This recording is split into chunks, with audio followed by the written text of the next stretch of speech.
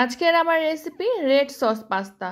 এই পাস্তাটা এতটা স্পাইসি আর টেস্টি হয় যে ছোট থেকে বড় সবাই অনেক বেশি লাইক করবে।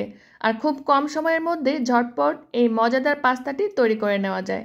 আসসালামু আলাইকুম ভিউয়ার্স, ওয়েলকাম করছি আমার চ্যানেলের নতুন আরও একটি এপিসোড দেখার জন্য। রেড সস পাস্তা তৈরির জন্য সবার প্রথমে লাগবে টমেটো। এখানে আমি 4-5টা টমেটো খুব ভালো মতো ধুয়ে টমেটোর নিচের অংশটা এভাবে ক্রিস ক্রস করে কেটে দিয়েছি। খুব বেশি ডিপ করে না, জাস্ট নিচের অংশটুকু একটু কেটে দিতে হবে, ঠিক এমনভাবে। এরপরে চুলায় একটি পাত্রে পর্যাপ্ত পরিমাণ পানি আমি ফুটতে দিয়েছিলাম। সেই ফুটন্ত গরম পানিতে টমেটোগুলোকে দিয়ে দিচ্ছি। টমেটোগুলো দেওয়ার পরে প্রায় 1 থেকে 1.5 মিনিট পরেই টমেটোগুলো আমার হয়ে যাবে। মানে আমি খুব বেশি সেদ্ধ করব না, জাস্ট 1 থেকে 1.5 মিনিটের মতো একটু সেদ্ধ করে নেব। টমেটোগুলোকে খুব ভালো মতো ঠান্ডা করে নিয়েছি, আর কিছুটা ভাপিয়ে নেওয়ার ফলে টমেটোর স্কিনটা খুব ভালো মতো খুলে আসে, সেই সাথে টমেটোটা কিছুটা সফট হয়ে যায়। এরপরে টমেটোগুলোকে আমি একটি ব্লেন্ডারের জারে নিয়ে খুব ভালো মতো স্মুথ করে নেব। রেড সস পাস্তা তৈরির জন্য চেষ্টা করবেন যে টমেটোগুলো একদম লাল হয়ে গিয়েছে সেই টমেটোগুলো ইউজ করতে, এতে করে কিন্তু পাস্তার কালারটা খুব ভালো আসে। টমেটোগুলো খুব ভালো মতো পেস্ট করে নিয়েছি। এরপরে আমি পাস্তাগুলো সেদ্ধ করে নেব। এর জন্য পর্যাপ্ত পরিমাণ পানি ফুটতে দিয়েছি। দিয়ে দিলাম স্বাদ মতো বা 1 টেবিল চামচের মতো লবণ আর 1 চা চামচের মতো সয়াবিন তেল। দিয়ে দিব 2 কাপ পরিমাণে পাস্তা। চুলার জালটি মিডিয়ামে রেখে প্রায় 8 থেকে 9 মিনিটের মতো সময় লাগবে পাস্তাগুলো সেদ্ধ হতে।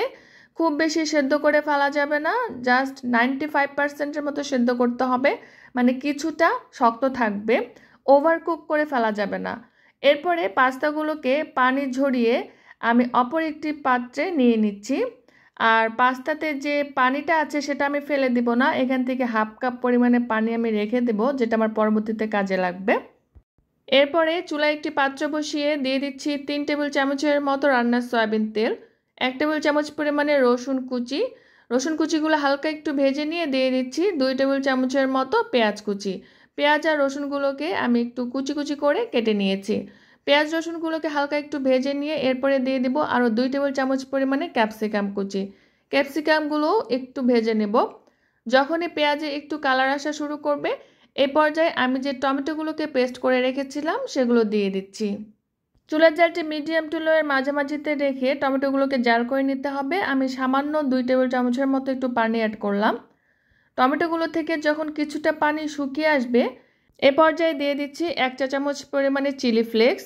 সুন্দর একটি কালার আসার জন্য দিয়ে দেব 1/2 চা চামচের মতো কাশ্মীরি রেড চিলি পাউডার, 1/2 চা চামচ গোলমরিচের গুঁড়া, 1/2 চা চামচ অরিগ্যানো বা মিক্সড হার্ব, আর 1 টেবিল চামচ পরিমাণে টমেটো কেচাপ। এটা টোটালি অপশনাল, চাইলে স্কিপও করতে পারবেন। স্বাদ মতো একটু লবণ আর পাস্তার মধ্যে যে মশলাটা থাকে সেই মশলাটা দিয়ে দিচ্ছি। এরপরে সবগুলো মশলা খুব ভালো মতো কষিয়ে নেব। এই মশলাটা যত ভালো মতো কষানো হবে পাস্তার টেস্টটাও কিন্তু ততটাই ভালো আসবে। প্রায় 3 থেকে 4 মিনিটের মতো টমেটো পিউরিটাকে আমি খুব ভালো মতো কষিয়ে নিয়েছি। এরপরে আমি এখানে 1/2 কাপ পরিমাণে আমি যে পাস্তাটা সেদ্ধ করে রেখেছিলাম আর সেই পানিটা দিয়ে দিচ্ছি। পানিটা দিয়ে আরও কিছুক্ষণ একটু জাল করে নেব। এরপরে আমি যে পাস্তাগুলোকে সেদ্ধ করে রেখেছিলাম সেই পাস্তাগুলোকে দিয়ে দিচ্ছি। পাস্তাগুলো দিয়ে টমেটো পিউরির সাথে খুব ভালো মতো মিক্স করব।